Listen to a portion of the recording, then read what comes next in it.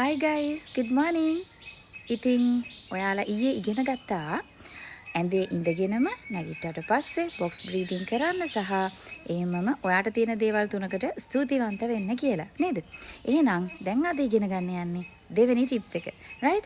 ඔයාලට තියෙන ළමයි ඊට පස්සේ ඇඳෙන් බැහැලා ඇඳ පිළිවෙලට හදන එක. ඇයි අපි ඇඳ පිළිවෙලට හදන්නේ? මොකද අපේ බ්‍රේන් එක එහෙම නැත්නම් අපේ මොළය පුරුදු වෙලා තියෙන්නේ ළමයි අපි පටන් ගත්ත වැඩක් අවසානයේ දක්වා හොඳින් කළා කියන එක තහවුරු කරගත්තාම එයාගේ උද්‍යෝගීමත්භාවය සහ එයාගේ ඵලදායීතාවය එහෙම නැත්නම් ප්‍රොඩක්ටිවිටි එක වැඩි වෙන විදිහට. ඉතින් ඔයාගේ නිින්ද අවසන් වුණා කියලා දැනගත්තට පස්සේ මොළයට ඒක ලොකු පිබිදීමක් වෙනවා. ඉතින් ඒ නිසා අපි ලස්සනට ඇඳ හදලා නැගිටිනවා. ඊළඟට ඔයාට පුළුවන් හොඳ පිරිසිදු වතුර වීදුරුවක් උදේම හිස් බඩට පානය කරන්න. ඒ වතුර වීදුරුව ඔයාට පුළුවන් කලින් දවසේ රෑ නිදා ගන්නකොට උණුසුම් වතුර වීදුරුවක් පුරවලා වහලා තියාගන්න. ඊට පස්සේ උදේට ඒක හිස් බඩට බොන්න.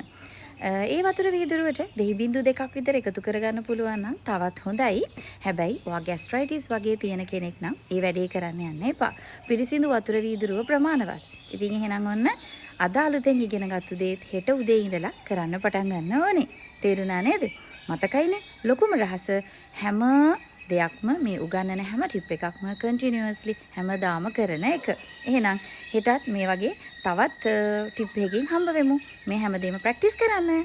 bye bye all.